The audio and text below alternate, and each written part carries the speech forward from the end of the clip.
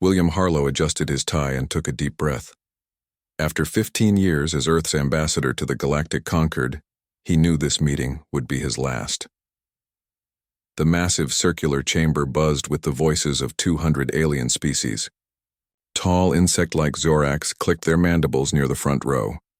Blue-skinned Tralaxians whispered among themselves, occasionally glancing at the human delegation with what William had learned to recognize as contempt. "Are you sure about this?" Samantha Reeves asked quietly. The lieutenant stood behind William's right shoulder, her military posture perfect despite having traveled 20 light-years in 3 days. "I've never been more certain of anything," William replied.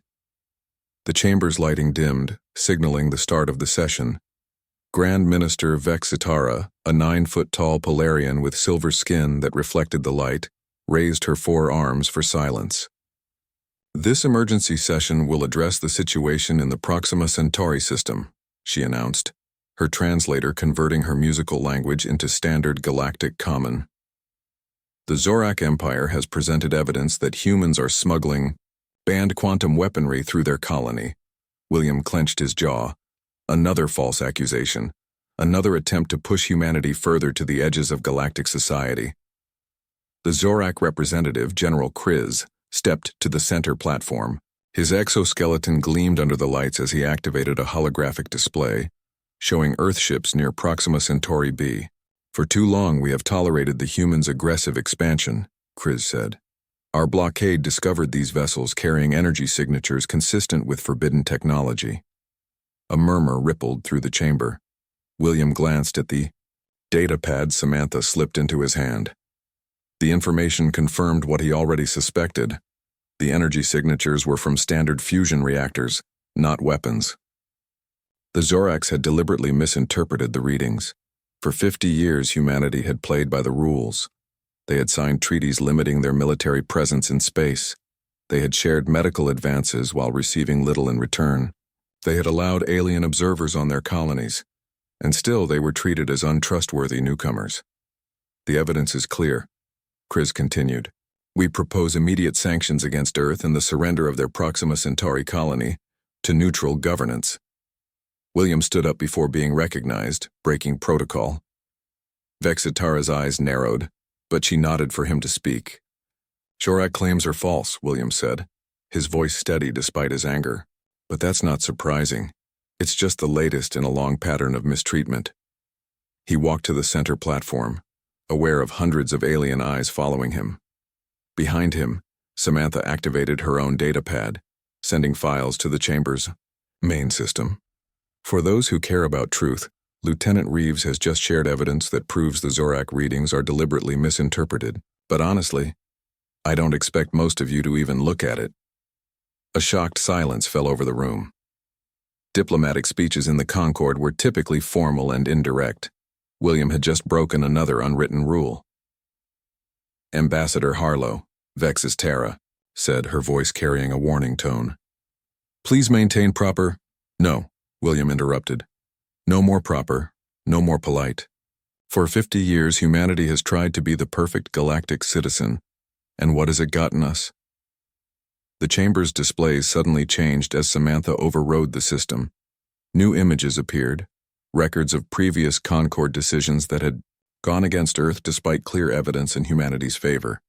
3 years ago, when Tralaxian pirates attacked our research outpost in the Tau Ceti system, this body determined it was a regional dispute not worthy of intervention. William pointed to another display.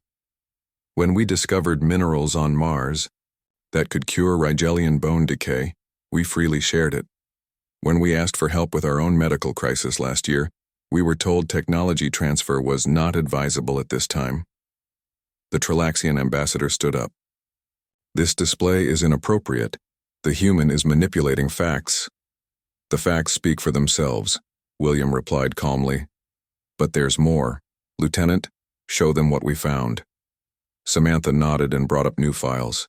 These showed communications between Tralaxian officials and others, discussing ways to limit human influence in the galaxy. Several contained direct plans to falsify evidence against Earth colonies. The chamber erupted in noise. The Trilaxian ambassador shouted denials. The Zorax clicked their mandibles furiously. Smaller species looked confused and worried. William waited for the noise to subside.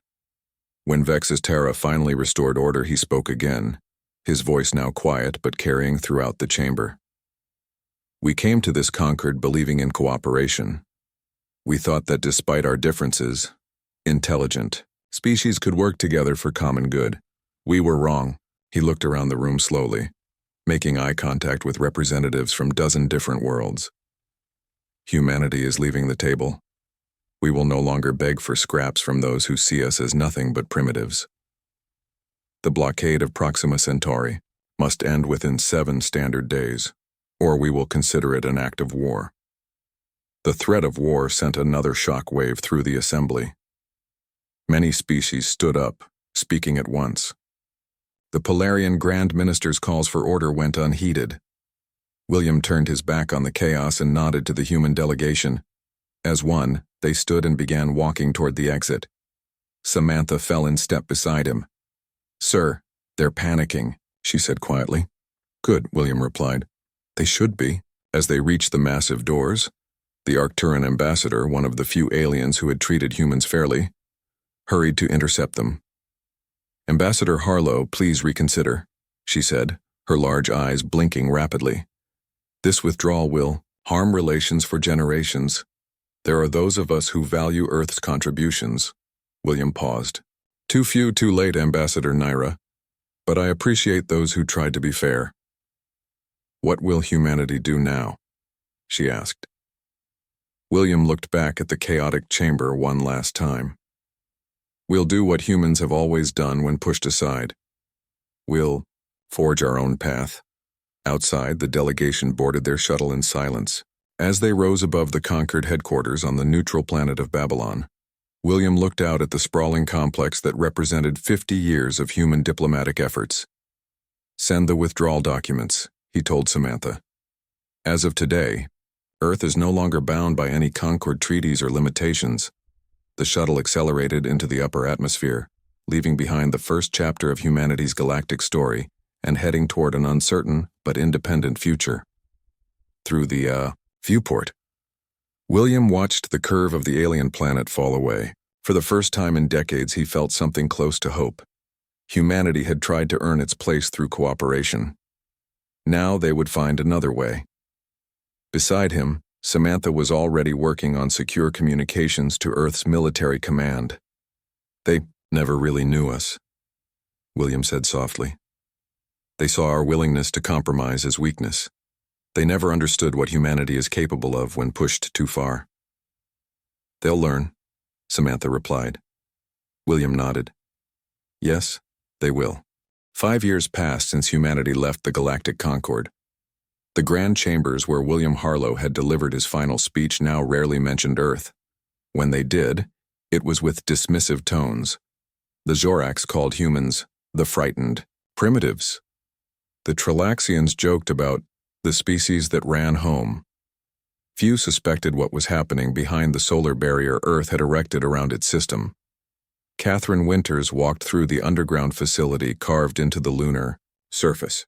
As director of Project Chimera, she had not seen natural sunlight in 18 months. She didn't mind. The work happening here was worth every sacrifice. "Director, they're ready for the test," her assistant said, hurrying alongside her. Catherine nodded and quickened her pace. The hallway opened into an enormous chamber where a ship hung suspended in a zero-gravity dock. Unlike the bulky vessels humans had previously built, this craft was sleek and predatory-looking. Its hull was made of materials that seemed to swallow light rather than reflect it. "Status report," Catherine said as she entered the control room overlooking the ship. "All systems operational, Director," said Jason Ellis, the Navy commander, had traded his formal uniform for practical coveralls like everyone else on the project. "The stealth systems are fully integrated with the new power core." On the main screen, technical readouts showed the revolutionary technology they had developed. After leaving the Concord, humanity had finally been free to develop without alien restrictions. They had taken what they learned from decades of exposure to alien tech and combined it with uniquely human approaches. Begin the test sequence, Catherine ordered. Jason nodded to his team. Activate Ghost Protocol. The ship in the chamber seemed to shimmer slightly. Then, impossibly, it vanished from view. The sensors in the room showed empty space where the massive vessel had been moments before. Perfect stealth, Jason said, allowing himself a small smile. The Zorax detection systems wouldn't see this ship if it was parked in their orbital dock. Catherine checked the readings herself. Energy signature? Minimal and scrambled, replied a young engineer. We're using the quantum dampening field Dr. Mitchell developed. Even if they detect something, it would register as background radiation. Catherine felt a rare sense of satisfaction. When President Shepard had appointed her to lead Project Chimera 5 years ago, many thought it impossible. The task: develop technology that would allow humanity to defend itself against species centuries more advanced. Now, the first results were becoming reality. Speaking of Aaron, where is he? Catherine asked. Dr. Mitchell is in Lab 7, Jason replied. He said he's made a breakthrough with the Helios protocol. Catherine raised an eyebrow. Really? I thought we were still months away. You know Aaron. He doesn't sleep when he's close to something big. Catherine left the test chamber and headed deeper into the facility. Throughout the enormous complex, thousands of Earth's best minds worked on different aspects of the project. Some adapted alien concepts to human needs. Others developed entirely new approaches. Lab 7's door slid open to reveal a cluttered space filled with equipment. In the center, a tired-looking man with 3 days of stubble stood watching a containment field, where energy pulsed in impossible patterns. Aaron. I hear congratulations are in order, Catherine said. Aaron Mitchell turned, his exhausted face breaking into a grin. Catherine, yes, we finally stabilized the quantum variance. Watch this. He tapped a series of commands into his console. The energy in the containment field condensed into a tight golden sphere. Standard shield technology like what the Zorax use, Aaron explained. Then he pressed another button. A small device on a nearby table activated, emitting a barely visible pulse. Instantly, the golden shield energy destabilized and collapsed. The Helios protocol, Aaron said proudly. It disrupts the quantum field that all Concord shield technology relies on. Their impenetrable defenses become useless. Catherine stared at the demonstration, understanding its implications. Can they adapt to it? Not quickly. We're attacking a fundamental assumption in their shield design. They've used the same approach for centuries because it worked. They've never needed alternatives. This was the advantage humanity had discovered.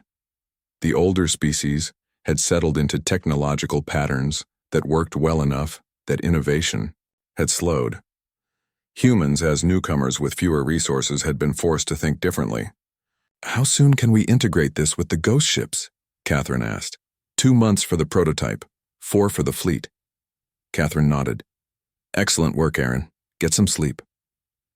As she left the lab, her communication device beeped. It was a priority message from Earth Command. Catherine found a secure room before answering. Director Winters, came the voice of General Calloway. We have a situation.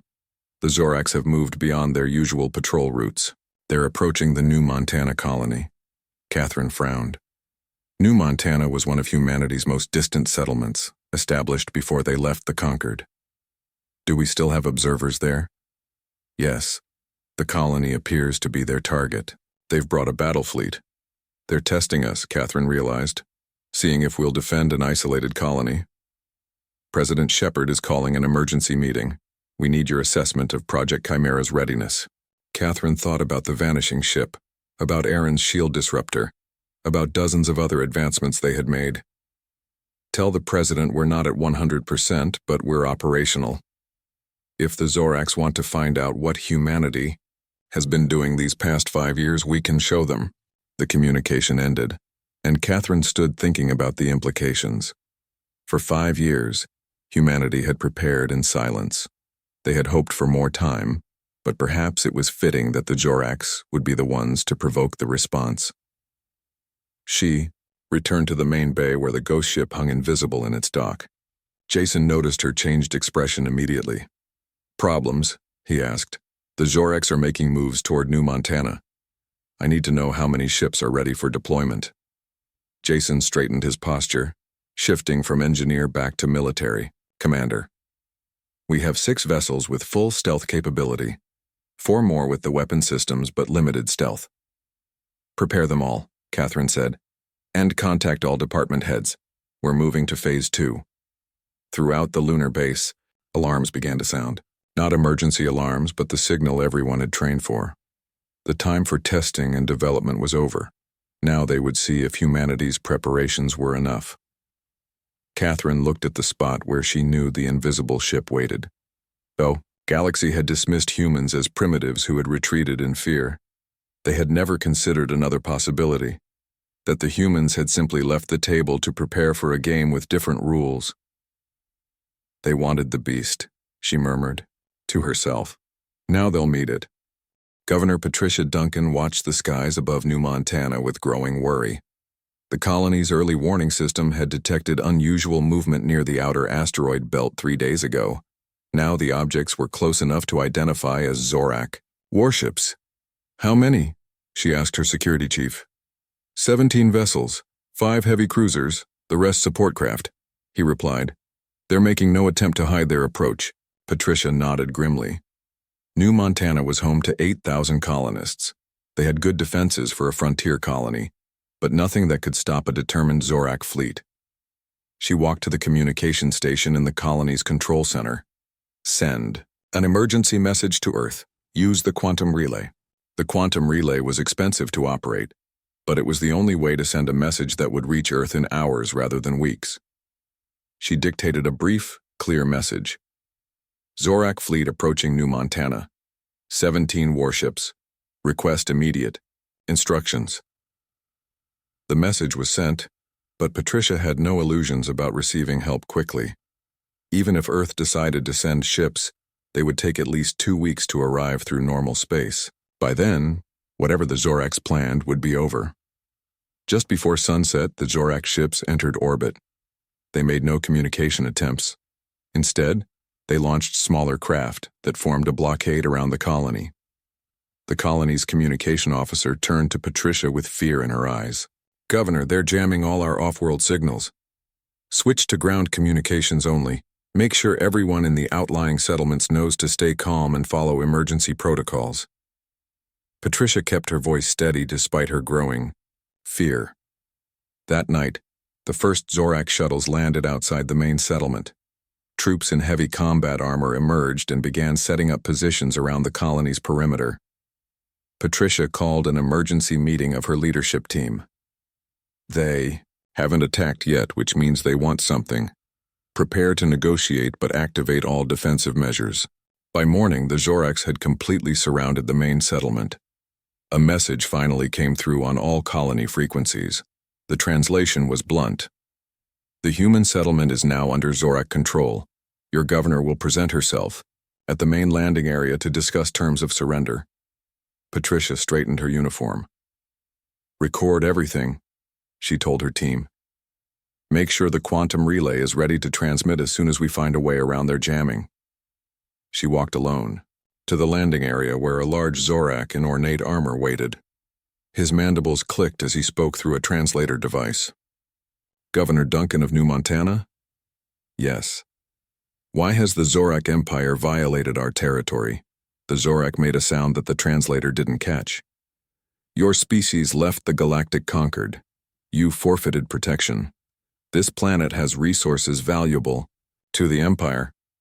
New Montana was established before Earth left the Concord. The treaties with non-members are void," the Zorak interrupted. "You have 2 options. Your people can work for us as a protected labor force, or you can resist and be removed." Patricia kept her face neutral.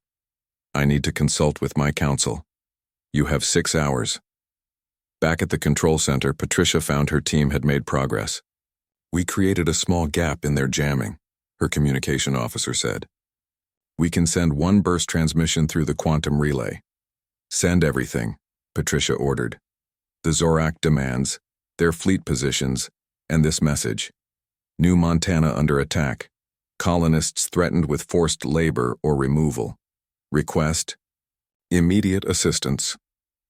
The transmission was sent just as Zorak forces began moving into the settlement itself. Patricia knew what would happen next. The 6-hour deadline was merely for show. The Zoraks were already taking control. She was right. Within an hour, armored Zorak soldiers entered the control center. Their commander pointed directly at Patricia. "Governor Duncan will come with us as representative of your people." She was taken to a Zorak ship and placed in a holding cell. Through the small window, she could see other colonists being rounded up and processed into groups. Some who resisted were struck down. Patricia lost track of time in the cell. She was eventually brought to what appeared to be a command center on the Zorak vessel. A high-ranking Zorak waited there. "I am Commander Traz of the Zorak Empire," he said through his translator. "Your people have been sorted. The useful ones will work in the mines, the others will be relocated." "This is illegal under galactic law," Patricia said firmly. Traz made the untranslatable sound again. "Your species has no standing to invoke galactic law. You left the table. And what if Earth responds?"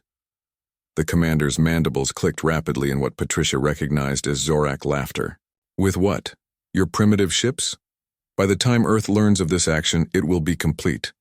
And then we will take your other outer colonies, one by one." Back on Earth, President Laura Shepard sat in a darkened situation room. The message from New Montana had arrived hours ago. Around her, military commanders and civilian leaders watched the holographic display showing the Zorak fleet positions. "How many colonists?" she asked quietly. 8,000, Madam President," replied her chief of staff. "The message indicates the Zoraks are taking them as forced labor." The room was silent for a long moment. "Director Winters, what's the status of Project Chimera?" the president asked. Catherine Winters stood. "We have 10 vessels ready for combat deployment, 6 with full stealth capability." "And the Helios Protocol?" "Operational on all ships." President Shepard looked at the faces around the table. For 5 years they had prepared for this moment while hoping it wouldn't come. "Admiral Rodriguez, how quickly can your fleet reach New Montana?" Admiral Vincent Rodriguez, a veteran of Earth's old Space Force, reviewed the tactical displays. "Using conventional drives, 2 weeks minimum, but what, Admiral? If we use the experimental jump drives Dr. Mitchell developed, we could be there in 3 days. They've never been tested at these distances." The president turned to Director Winters. "Your assessment?" "The drives will work," Catherine said confidently. "That's what we built them for." President Shepard nodded slowly. "Very well. I am authorizing Operation First Strike. Admiral Rodriguez will take command of all available Chimera vessels. Your primary objectives are to secure New Montana and ensure the safety of the colonists." She stood up, her face grave but determined. "For 5 years we've walked a path of peace through strength. We withdrew from a corrupt system but hoped to avoid conflict. The Zoraks have forced our hand." She signed the authorization with a fingerprint scanner. "The Zoraks believe they face a primitive species that retreated in fear. Show them how wrong they are." On the other side of the galaxy, the Trilaxian Confederacy received news of the Zorak action with satisfaction. Their ambassador sent a secure message to allied species suggesting they identify other human colonies suitable for integration into their territories. "The primitives have forfeited their right to the stars," the message concluded. "Let us divide their abandoned worlds before they retreat completely." None of them noticed the small distortions in space as 6 ghost ships, completely invisible to their sensors, jumped toward New Montana. Commander Traz stood on the bridge of his flagship orbiting New Montana. The operation had gone perfectly. In just 3 days, his forces had secured the entire colony. The humans had offered little resistance. Some had fought back with their primitive weapons, but they were quickly subdued. "Status report," he ordered. "All human settlements are under control," his second-in-command reported. "We have begun processing the workers for transport. The first group will leave for the mining facilities tomorrow." Traz clicked his mandibles in satisfaction. This conquest would earn him recognition from the Zorak High Command. Taking human colonies had proven even easier than expected. "And what of their governor?" he asked. "She remains in detention. She continues to insist that Earth will respond." Traz made the clicking sound that humans could not recognize as laughter. "Their response will come too late, if at all. By then, the colonists will be scattered across our mining worlds." A junior officer approached nervously. "Commander, long-range sensors detected an energy spike in Sector 4. It lasted only moments." "A malfunction," Traz dismissed. "The humans have no ships in this region." "Yes, Commander, but it resembled a jump signature, though not matching any known configuration." Traz felt a flicker of unease. "Maintain alert. Status. Inform me of any unusual readings." On the bridge of the ghost ship Vengeance, Admiral Vincent Rodriguez watched the tactical display showing the Zorak fleet in orbit around New Montana. His vessel was less than 5,000 kilometers from the Zorak flagship, yet completely invisible to their sensors. "All ships in position and awaiting orders," his communication officer reported. 5 other ghost ships had arrived simultaneously at different points around the colony. Each had jumped with perfect precision, using Dr. Mitchell's experimental drive technology. "Status of the Helios Protocol?" Vincent asked. "Ready for deployment across all vessels, Admiral." Vincent studied the display showing the colony below. Zorak troops were visible in the streets herding colonists toward transport ships. "Send the signal to Governor Duncan's tracking implant," he ordered. All high-ranking colonial officials had emergency locator implants for precisely this type of situation. Deep in the detention cell aboard the Zorak flagship, Patricia Duncan felt her implant vibrate against her wrist bone. The subtle pulse pattern was unmistakable. Rescue forces had arrived. She kept her face carefully neutral, not wanting to alert the Zorak guard watching her through the cell's transparent wall. Vincent received confirmation that the governor's signal had been acknowledged. "Deploy Security Chief Howard's team," he ordered. Aboard another ghost ship, Security Chief Nicole Howard and her strike team prepared for insertion. Unlike the bulky armor of past human military forces, they wore sleek suits that enhanced their strength while remaining flexible. Each soldier carried weapons developed specifically to counter Zorak physiology. "Team ready," Nicole reported. "Stealth insertion in 60 seconds." Her transport detached from the ghost ship, its own stealth field maintaining perfect invisibility as it approached the Zorak flagship. On the Zorak bridge, Commander Traz grew increasingly uneasy. "Run another sensor sweep," he ordered. Before his crew could respond, the lights on the bridge flickered. The main display went dark momentarily. "What happened?" Traz demanded. "Unknown, Commander. Some kind of energy pulse." The lights returned, but the main weapons console remained dark. Then the secondary weapons station lost power. "We're being targeted by some kind of energy weapon," his officer reported, mandibles clicking frantically. "It's disabling our systems one by one." "Impossible." Traz slammed his armored claw on the console. "There are no ships in range." That's when the first human ghost ship dropped its stealth field, appearing seemingly out of nowhere directly in front of the Zorak flagship. Its sleek hull absorbed rather than reflected light, giving it a menacing shadow-like appearance. Traz stared in disbelief. "Open fire!" "Weapons are not responding, Commander." On the Vengeance, Vincent watched as the Helios Protocol did its work. The targeted energy pulse disrupted the quantum mechanics that Zorak shield and weapon systems relied upon. "All Zorak vessels have been neutralized," his tactical officer reported. "Their weapons and shields are offline." "Send the message," Vincent ordered. Every communication device on the Zorak ship suddenly activated with the same transmission. "This is Admiral Vincent Rodriguez of Earth Fleet. Your ships have been disabled. Your weapons are useless. Surrender, immediately or be destroyed." In her cell, Patricia heard commotion in the corridor outside. The Zorak guard turned away from her, raising his weapon toward the sounds. A moment later, he collapsed as a thin beam of light struck his torso. The cell door slid open and a human in a sleek combat suit appeared. "Governor Duncan, I'm Security Chief Nicole Howard. We're here to take you home." Patricia stared at the woman in shock. "How did you get here so quickly? Earth couldn't possibly have ships in range." Nicole smiled. A lot has changed in 5 years, Governor. We need to move quickly. My team is securing the other colonists as we speak. Throughout the Zorak flagship, Nicole's strike team moved with precision and speed. Their weapons were perfectly calibrated to penetrate Zorak armor at its weak points. The Zoraks, accustomed to relying on superior technology rather than tactical skill, found themselves outmatched by the human soldiers. On 5 other Zorak ships, similar scenes played out as human strike teams captured critical areas. Within 40 minutes, all 6 primary Zorak vessels were under human control.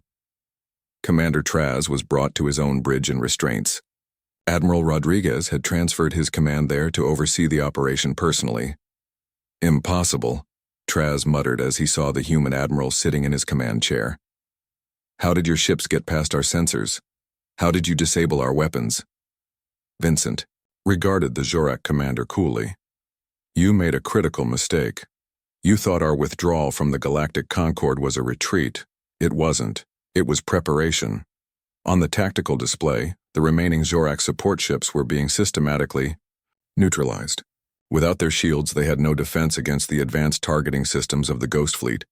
The rest of your fleet has 2 options, Vincent informed Traz. Surrender or be destroyed. You have 5 minutes to communicate this to them. Traz's mandibles twitched in what humans had learned was an expression of rage. The Empire will not tolerate this. When word reaches our home world, it already has, Vincent interrupted. While we were dealing with your ships here, 3 more ghost vessels appeared at your primary military installations in this sector. They are currently disabled, just like your fleet. On the colony surface, Nicole Howard's team had secured the main settlement. Colonists emerged from their homes staring in wonder at the human soldiers who had appeared so suddenly. Is it really Earth forces? One asked in disbelief. How did you get here so quickly? There's a lot to explain, Nicole told them. But you're safe now. In orbit, 16 Zorak vessels had surrendered. Only 1 captain had chosen to resist, and his ship was now drifting with catastrophic system failures after a precise strike from a ghost ship's main weapon. Patricia Duncan stood on the bridge beside Admiral Rodriguez, still trying to process the rapid turn of events. I don't understand, she said quietly. How did Earth develop this technology so quickly? The Zoraks have been a spacefaring species for thousands of years. That was their weakness, Vincent replied. They stopped innovating. They believed their technology was superior because it had worked for so long. When we left the Concord, we were free to think differently. He gestured to the ghost ships visible through the view screen. These vessels use principles the Concord species never considered. Dr. Mitchell discovered that their sensor technology has a fundamental blind spot. They've relied on the same detection methods for centuries. News of the human victory at New Montana spread rapidly across galactic communication channels. In the Tralaxian Confederacy, the High Council called an emergency session. This cannot be allowed, the Tralaxian War Minister declared. The humans must have received illegal technology from another species. Their rapid advancement violates Concord protocols. As the Council debated, their primary communication screen suddenly activated without authorization. The face of William Harlow, Earth's former ambassador, appeared. Greetings, Tralaxian High Council. I apologize for the intrusion, but I have information you should see. Before they could respond, their screens filled with data files. Their own secret communications about undermining human colonies. Their deals with the Zoraks. Their plans to seize Earth's outer settlements. These files are being broadcast on all galactic frequencies, William informed them calmly, along with evidence of your role in numerous actions against Earth over the past 50 years. The council chamber erupted in chaos. Their most secret communications were now public across the galaxy. Back at New Montana, Vincent received a transmission from Earth. President Shepard's face appeared on the command screen. Operation First Strike was a complete success, Madam President, Vincent reported. All colonists secured with minimal casualties. The Zorak fleet has been neutralized. Excellent work, Admiral, the President replied. The Tralaxians are in disarray since Ambassador Harlow released our intelligence files. Several neutral species have already contacted us requesting diplomatic talks. And the Zorak prisoners? Secure them for now. They will be our leverage in the negotiations to come. As the transmission ended, Vincent looked out at the Ghost, ships surrounding the colony. For 5 years, humanity had prepared in silence while the galaxy mocked them. Now everyone understood what they had become. They wanted us to be afraid, he said quietly.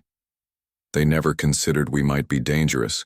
1 month after the New Montana incident, the Grand Chamber of the Galactic Concord was filled to capacity. Species that normally sent junior representatives had dispatched their highest officials. The atmosphere was tense as William Harlow entered, followed by General Elizabeth Frost.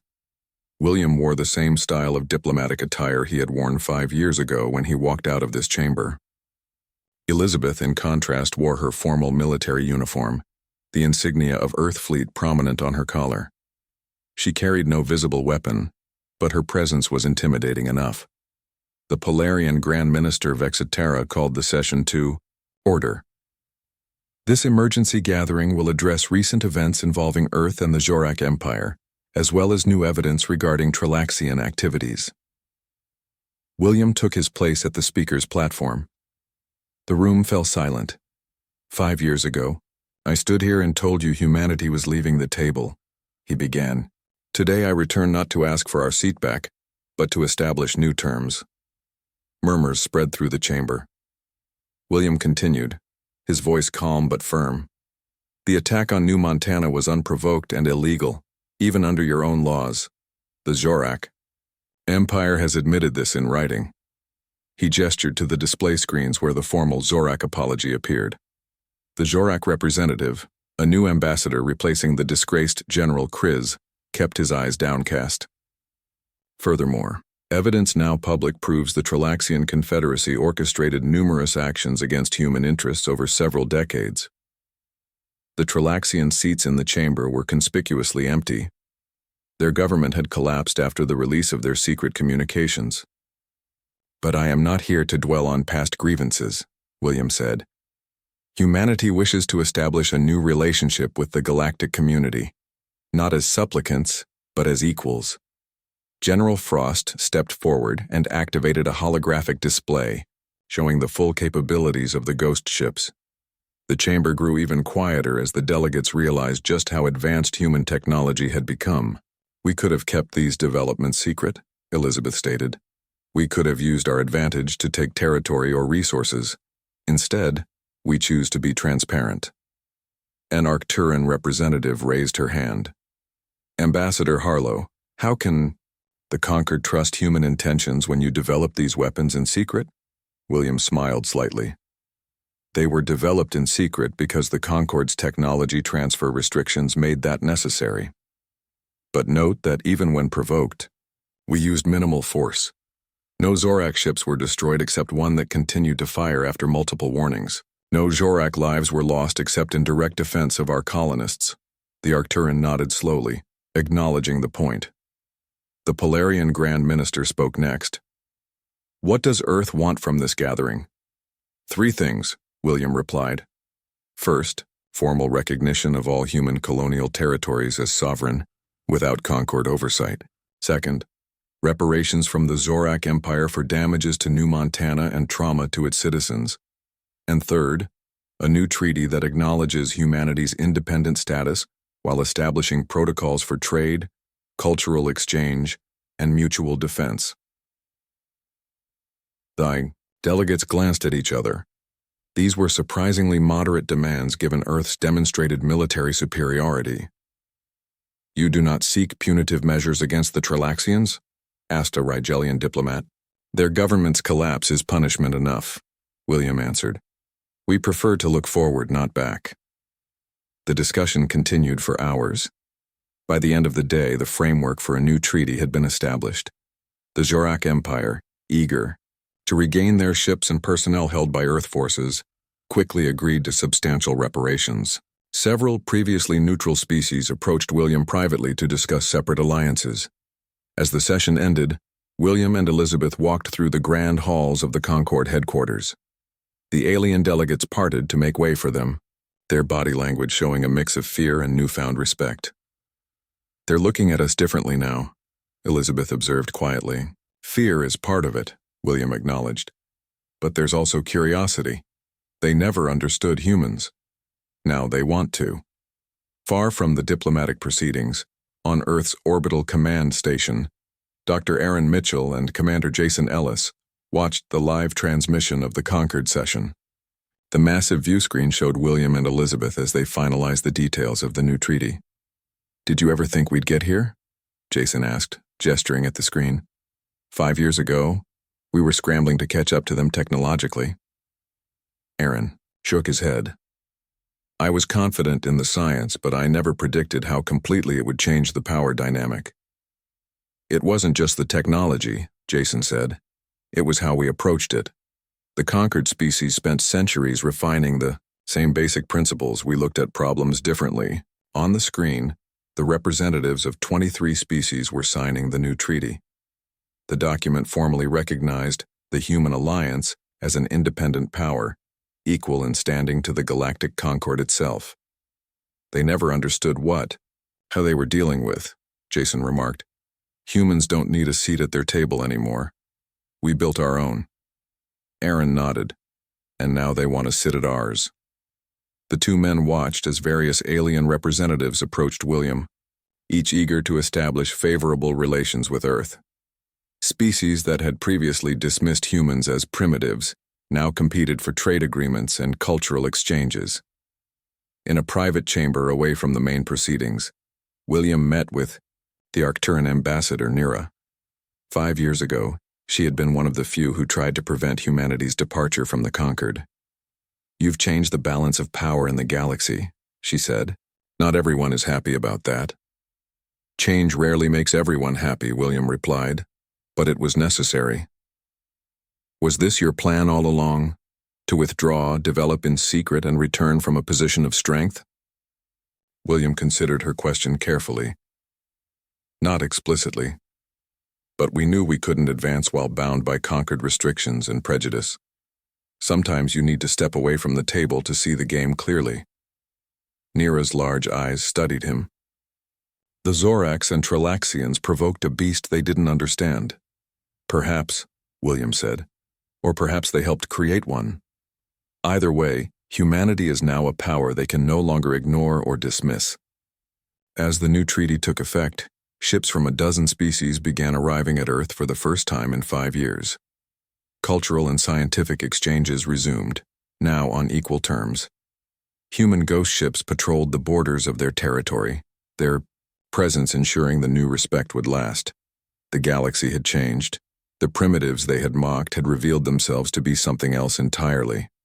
And now all species watched carefully, wondering what humanity would do next with its place among the stars.